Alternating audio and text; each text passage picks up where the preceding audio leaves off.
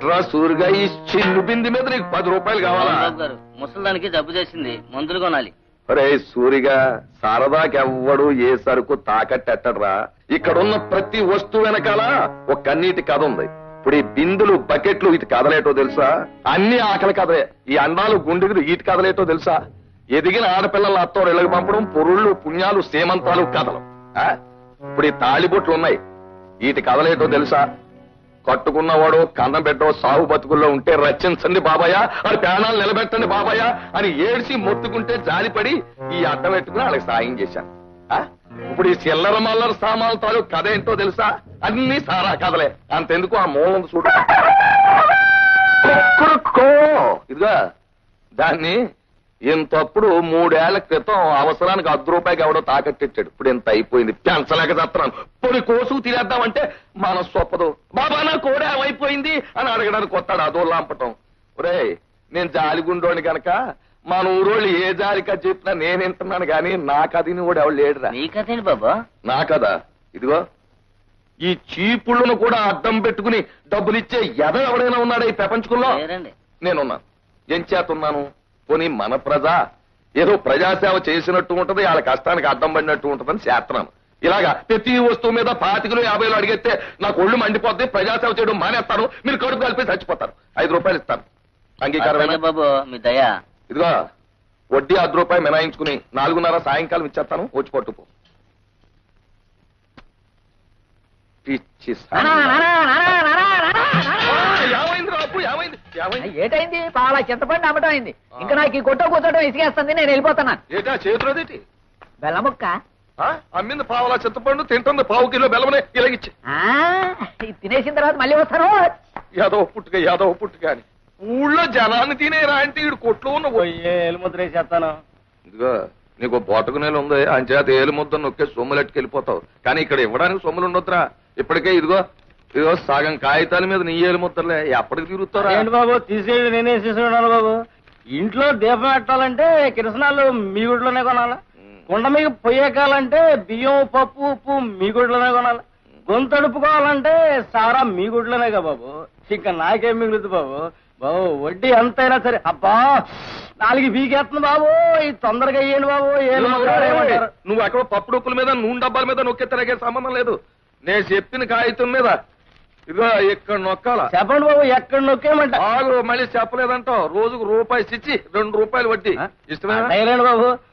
వడ్డీ సార్ ఎప్పుడైనా అడిగాను బాబు. బావా నువ్వు రాకముందు ఊళ్ళో గొడ్లన్నీ ఇక్కడే ఉండే. లస్కో బావా, దీని మీద కూడా ముగ్గు పెట్టా? ఆగాదు, ఇది ముగ్గు పెట్టడానికి కాదు, దీని మీద పాఠాలు రాసుకోవాలి. లస్కో నీకు చాలా విషయాలు తెలుసు బావా. ఓర్ని అమ్మమ్మని ఆడుకునే చోట ఇదంతా ఎలా చేశారంట్రా? ఓర్ని అమ్మమ్మని బచ్చలు ఆడుకునే చోట ముగ్గులెట్టారంట్రా? ఎవర్రా ఇదంతా ఎలా చేసింది? రండి కనుక్కున్నాం. పిల్లలు, ఇది మీ స్కూలు, రోజు ఇక్కడికి వచ్చి చక్కగా చదువుకోవాలి. చదవా మాకెక్కదు, మేము ఆడుకుంటాం.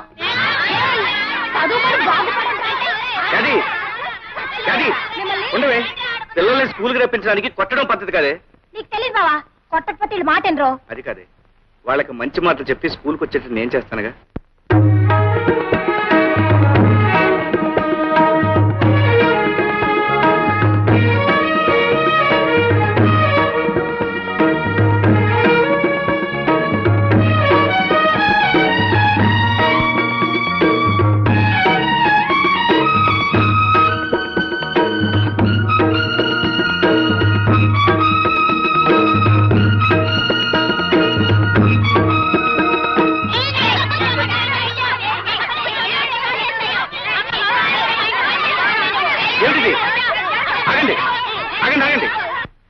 బళ్ళు ఇలా అల్లరి చేయవచ్చా? ఊరుకోండి. అసలు మీరు ఎందుకు గొడవపడుతున్నారు? ఏమండి వీడిని చూడండి, నన్ను తోసేసాడండి. దెబ్బ తగిలి రక్తం వస్తుందండి. ఈడే ముందు నన్ను తోసాడండి, నాకు వస్తుంది రక్తం. మంత్రి గారండి, వీడు మా ఇంట్లో గొడ్లు కాసి పేడేస్తానండి. నా పక్కన కూర్చుంటే దూరంగా తోస్తాడు. మంత్రి గారు, మేము బ్రాహ్మలు, ఈడు గూడెవాడు. ఈయన దూరంగా కూర్చోబెట్టండి, ఈయన ముట్టుకుంటే మా అమ్మ నన్ను కొడుద్ది. మంత్రి గారు, మేము ఉన్నవాళ్ళమండి. ఆ లక్ష్మి వాళ్ళేమో లేని వాళ్ళండి. వాళ్ళ నాన్న మా నాన్న దగ్గర చేతులు కట్టుకుంటాడండి. ఇది వచ్చి నా పక్కన కూర్చుంటుందండి. పిల్లలు, మీరందరూ ముందు ఒక విషయం నేర్చుకోవాలి. మనమందరం ఒక్కటే. వాళ్ళు తక్కువ, మేము ఎక్కువ అనే భేదం ఉండకూడదు. అదేలేదండి వాడు గుడ్లు కాసేవాడు మీకు కామందులం ఇద్దరం ఒకటేలా అవుతాం మేము బ్రాహ్మణం ఈడు కూడా వాడు ఇద్దరం ఒకటేలా అవుతాం మాకేమో డబ్బు ఉంది వాళ్ళకి లేదండి అందరూ ఒకటేలా అవుతామండి చూడు పాప, మనం గాలి ఎందుకు పీలుస్తున్నాం? బ్రతకడానికి ఆ పాప గాలే పీలుస్తుంది, నువ్వు గాలే పీలుస్తున్నావు, అవునా? అవునండి ఇంతకు ముందు నీకు దెబ్బ తగిలినప్పుడు రక్తం వచ్చింది కదా, అవునండి అది ఏ రంగులో ఉంది? ఎరుపు రంగులో ఉందండి మరి వాడి రక్తం ఏ రంగులో ఉంది? ఎరుపు రంగులోనే ఉందండి ఇద్దరు రక్తం ఎరుపుగానే ఉంది కదా, అప్పుడు మీ ఇద్దరు ఒకటేగా. అవునండి అందరిలోనూ ఒకే రంగు రక్తం ఉంది, అందరం ఒకే గాలి పీలుస్తున్నాం, అందరూ ఒకే భూమి మీద ఉంటున్నాం. అలాంటప్పుడు మనం అందరం ఒకటేగా.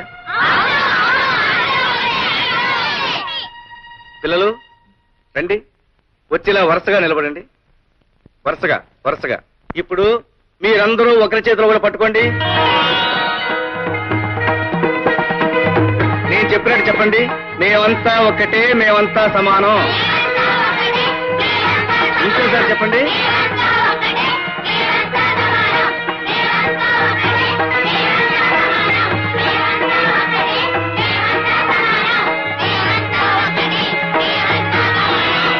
ఇక నుంచి ఒకరు చిన్న ఒకరు పెద్ద అని మీలో ఎవరు అనుకోకూడదు. రేపటి నుంచి మీరందరూ ఒకే రంగు బట్టలు వేసుకురండి. అప్పుడు అందరూ ఒకటిగా కనిపిస్తారు, అంతా సమానం అనిపిస్తారు. ఇవాళకి చాలు, కీళ్ళకి వెళ్ళిపోండి.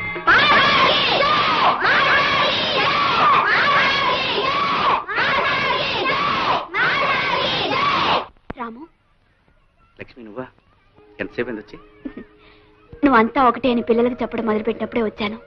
అవును లక్ష్మి, ముందే పసివాళ్ళ మనసుల్లో సమానత్వం కలిగిస్తే రేపు పెద్దవాళ్ళు అయ్యాక వాళ్ళలో హెచ్చుతగ్గులుండవు. నిజమే రాము. అలా నడుస్తూ మాట్లాడుకుందామా? రాము, దేశానికి వెన్నెముక పల్లసీమలని శంకరం మాస్టారు నాతో ఎన్నోసార్లు చెప్పేవారు. అలాంటి పల్లెకి నీలాంటి మనిషి ఊపిరి ప్రాణం. రాము, మనసుండే ఆలోచన ఉన్న ఏ మనిషికైనా నీ ఆశయాల్లో పాలు పంచుకోవాలనిపిస్తుంది. నాకు అవకాశం ఇవ్వు.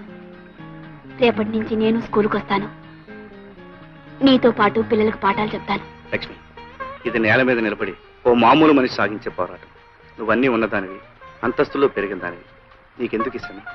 రాము, ఎవరైనా సరే మనిషి పుట్టినంత మాత్రాన మనిషి అనిపించుకోడు. ఏదో ఒకటి చేసి ఎంతో కొంత సాధించి ఆ బ్రతుకి ఒక అర్థం కల్పించుకోగలిగితేనే నిజమైన మనిషి అనిపించుకుంటాడు. అది నువ్వు సాధించి ఈ ఊరికే ఒక గొప్ప వ్యక్తివి, మహాశక్తివి కాబోతున్నావు. నువ్వు అనుమతిస్తే ఈనాటి నుంచి నీ ఆశల్లోనూ ఆశయాల్లోనూ చివరికి నీ జీవితంలోనూ భాగస్వామిగా ఉంటాను. వాట్ వాట్ వాట్ ఆలు చెప్పడానికి వచ్చిన వ్యధ అందరూ సమానం అంటున్నాడా? అంటూ సొంటు లేకుండా అందరినీ ఏకం చేసేస్తున్నాడా? చి చి చి చి చి చి. ఈ హిట్లర్ రాఘవయ్య రాజ్యంలో ఇలాంటివి జరగడానికి వీలేదయ్యా. జరుగుతోందండి.